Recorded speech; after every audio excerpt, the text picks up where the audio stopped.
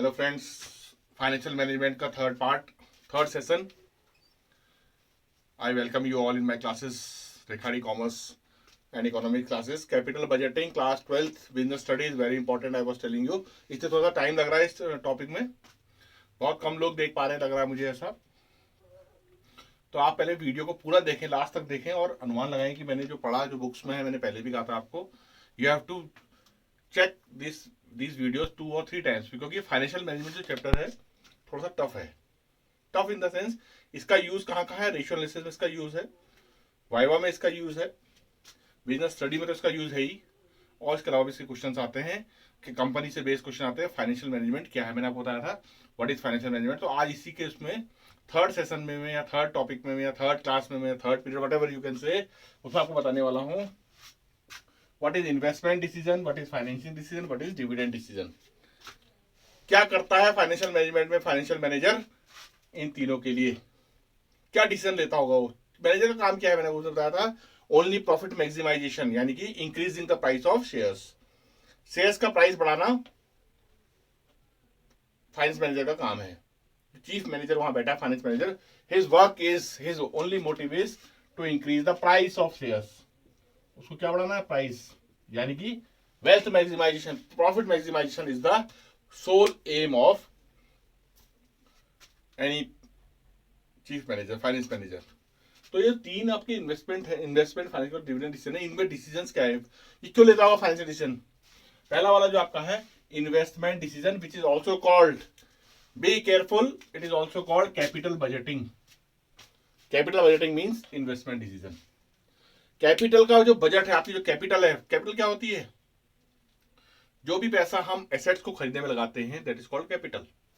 पहली बात, important thing, अगर आपको कल वाइवा में क्वेश्चन पूछ दिया what is capital, then you will answer money invested in purchasing fixed assets is called capital.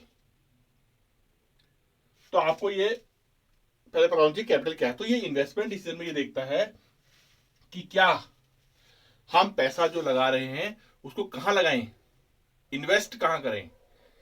Economics में investment is also called as capital formation, इसको कैपिटल फॉर्मेशन कहते हैं। तो यहां हमें देखना है कि हमने इन्वेस्ट कहां करना है।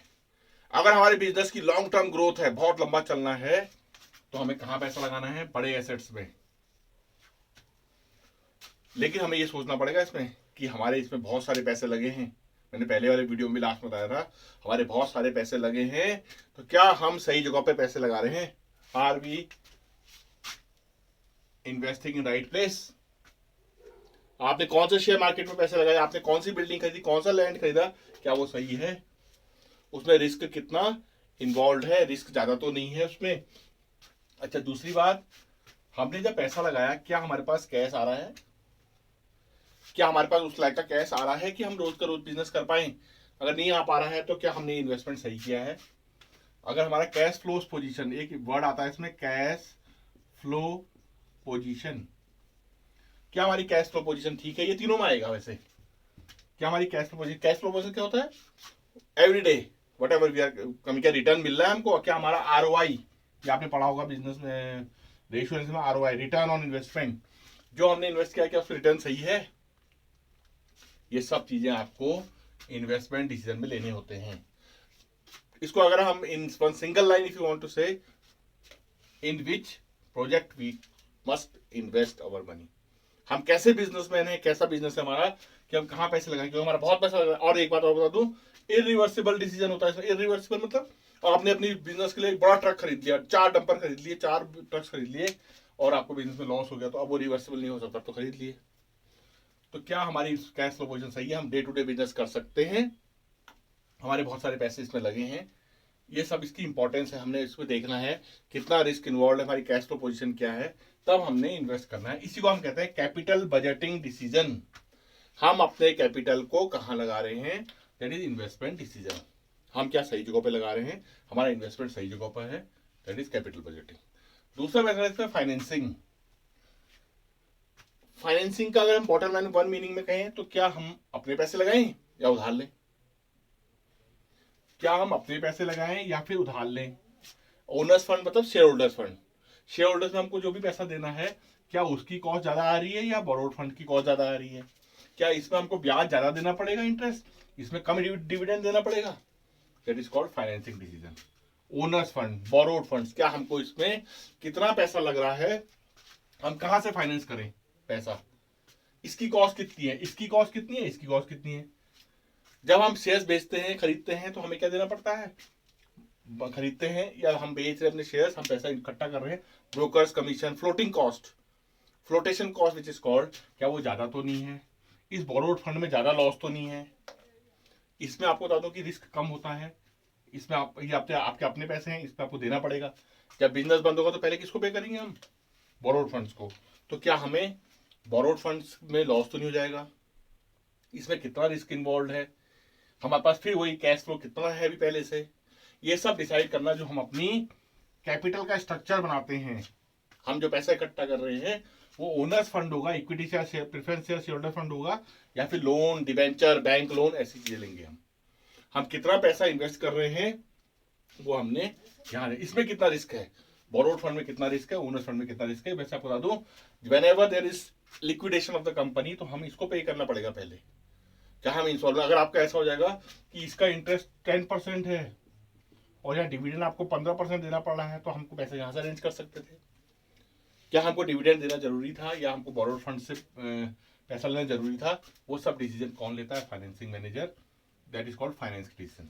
यानी कि हमारी कैपिटल का स्ट्रक्चर, हमारे पैसे का स्ट्रक्चर कैसा होगा, ओनर्स फंड कितने होंगे एंड बोरोड फंड्स कितने होंगे। थर्ड वाला है आपका डिविडेंड। डिविडेंड का मतलब होता है कि क्या हम, हमारे पास इतना पैसा है कि हम डिविडेंड बांट सकें।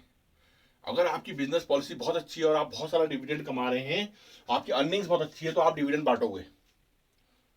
डिविडेंड कब देते हैं, शेयर्स पे, डिबेंचर्स पे क्या देते हैं, इंटरेस्ट। डिविडेंड क्यों दिया जाता है, व्हेनेवर यू अर्न, प्राइसेस बढ़ते हैं, आपकी कॉस्ट बढ़ती है, आपको प्रॉफिट बढ़ता है, तो आप डिविडेंड बांटते हैं, सरप्लस बचा लेते हैं। तो अगर आपका सरप्लस बहुत ज्यादा है तो आप डिविडेंड बांटेंगे, क्योंकि आपकी अर्निंग्स तो बहुत अच्छी है। तो हमको बिजनेस, मान लो हमको बिजनेस एक्सपेंड करना है, एक कंपनी से हमें 3 कंपनी और बनानी है, तो हम डिविडेंड कम बांटेंगे। इस सब बात को समझना है कि when we are earning more and we want to expand, then we will distribute less of dividend. ज्यादा कब बांटेंगे, जब हमको लगता है कि हमको अर्निंग स्टेबल है, तो हम सोचेंगे हमारे शेयर होल्डर भाग ना जाए, हम उनको डिविडेंड देंगे। हमारी फिर कैश फ्लो पोजीशन, अगर कैश आ जा रहा है, बहुत सारा कैश आ रहा है, तो आप डिविडेंड बांट सकते हैं। अगर कैश फ्लो कम है तो डिविडेंड रोक देंगे आप। आपको लग रहा है कि आपको आगे जाके फायदा हो सकता है, बिजनेस बढ़ा के आपको फायदा होता है, आप डिविडेंड को हल्का कर दो, कम दे दोगे, अभी 5% you will give. Annual general meeting में आप डिसाइड करेंगे आप कम दे देते हैं अभी। ये सब चीजें जो होती हैं, ये एक मैनेजर का काम है डिसाइड करना, कहाँ पैसा लगाएं, कहां से अपना लगाने के लिए पैसा अरेंज करें, और जो प्रॉफिट हुआ है उसको कैसे डिस्ट्रीब्यूट करें। अब गवर्नमेंट ने टैक्सेशन पॉलिसी लगाई कि कंपनी डिविडेंड बांटेगी तो उस पर टैक्स पड़ेगा, तो कंपनी यार बहुत टैक्स पड़ रहा है, अभी नहीं बांटते हैं। और अगर उन्होंने कहा कि अगर आप डिविडेंड बांट रहे हैं that is tax free for share holders, तो आप नहीं बांट, शेयर होल्डर्स का तो टैक्स फ्री है बट यू हैव टू पे टैक्स, तो आप नहीं बांटेंगे। ये सब चीजें जो आता है वो आता है फाइनेंशियल डिसीजन में। अगर इसको मैं समराइज करूं तो मैंने 3 चीज लिखी थी यहाँ, वेयर टू इन्वेस्ट, कहां पैसा लगाएं, सोर्सेज ऑफ फाइनेंस, कहां से पैसा आएगा, एप्रोप्रिएट अमाउंट ऑफ प्रॉफिट, और कितना अमाउंट ऑफ प्रॉफिट हम बांट सके, वो सब आएगा इसके अंदर। फाइनेंशियल डिसीजन बहुत इंपॉर्टेंट टॉपिक है ये जो मैं आपको बता रहा हूं। तो ये फाइनेंशियल डिसीजन। अब हमारी इसके बाद जो टॉपिक आएगा वो आएगा कैपिटल स्ट्रक्चर कैसे डिसाइड करें। फिर प्लानिंग क्या होती है, फाइनेंशियल प्लानिंग, हम क्यों प्लानिंग करते हैं, प्लानिंग भी तो यही है।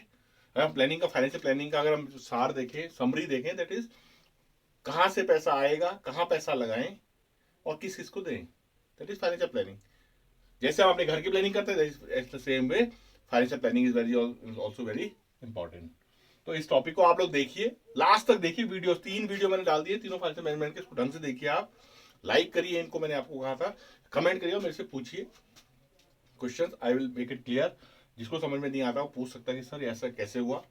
मैंने आपको फिर बता दे रहा हूँ, 3 टाइप्स के डिसीजन होते हैं, इन्वेस्टिंग, फाइनेंसिंग एंड डिविडेंड, और तीनों डिसीजन ये डिसाइड करते हैं कि पैसा कहाँ लगाएं, उसका सोर्स क्या होगा, और जो उससे मिलेगा उसको बांटें या आगे बढ़ाएं बिजनेस को, दैट इज। अभी आपको पता होगा सीबीएसई ने, अपार्ट फ्रॉम दिस, सीबीएसई ने नया सर्कुलर दे दिया है कि अब आपके अकाउंट्स में फॉर्मेट्स जो है बने हुए आएंगे 70 to 24 क्वेश्चन तक, और जो भी है फॉर्मेट बन के आ रहे हैं। 14 मई 2020 को ही ये सर्कुलर निकाल दिया था, और अब वो जाके उसको एप्लीकेट कर रहे हैं, यानी कि उसको अप्लाई कर रहे हैं इस बार के लिए। तो क्या प्रॉफिट है या लॉस है, मैं आपको dear student I want to tell you that there is no confusion that आपको 17 क्वेश्चन, 18 क्वेश्चन, 19 क्वेश्चन दिया हुआ है, फॉर्मेट दिया हुआ है, सिर्फ फॉर्मेट। कुछ क्वेश्चंस के टेबल्स दिए होंगे जैसे profit and loss appropriation, ledger accounts के फॉर्मेट्स, एंड कुछ के आपके जनरल एंट्री के फॉर्मेट। तो आपको उसके अंदर फिल करना है। आज तक आप बनाते थे, now they have provided you with formats. तो देयर इज नो प्रॉब्लम कि हम उसको कैसे करेंगे, लेकिन प्रॉब्लम यह है कि आपको जो क्वेश्चन परफेक्टली आता होगा, in that space you have to fit that question. अगर आपकी 4 एंट्री गलत होगी तो आपको फिर जंप करना पड़ेगा, फिर फॉर्मेट बनाना पड़ेगा। तो आप फॉर्मेट्स को देख लीजिए, कंफ्यूजन बिल्कुल नहीं करना है। अकाउंट में सिर्फ इसलिए सीबीएसई ने शायद आपका काम थोड़ा कम हो जाए इसलिए इसको बनाया है ऐसा कि आप इसको फॉर्मेट्स बने बनाए आएंगे। तो इसमें टेंशन की बात नहीं कि करेंगे कैसे, हमको भरना तो नहीं है। मिसिंग फिगर्स भी आते थे पहले कि आपकी एंट्री लिखी हुई है उसके अंदर भरना पड़ता था। In the same way this time वो जैसे आपके मैथ्स में ग्राफ पेपर्स आते हैं, in the same way they are giving you formats of journal entries and ledger account. तो वहां आपको फिट करना है। ऐसे ही इकोनॉमिक्स में केस स्टडी आएंगे, बिजनेस स्टडी में केस स्टडीज आएंगे। तो इन चीजों को समझना है। Suppose you are the manager, what we have to decide, investing, financing and dividend decisions. तो ये आपको सब नोट करना है, इस हिसाब से पढ़ना है। किसी को कोई प्रॉब्लम आती है, ही और she can ask me in comments. इसको सब्सक्राइब करें, लाइक करें, लास्ट तक वीडियो देखें, तीनों वीडियोस को बार बार देखें और आप उसको क्लियर करें। Next topic will be financial planning and capital structure. Very soon I am coming with you. Thank you.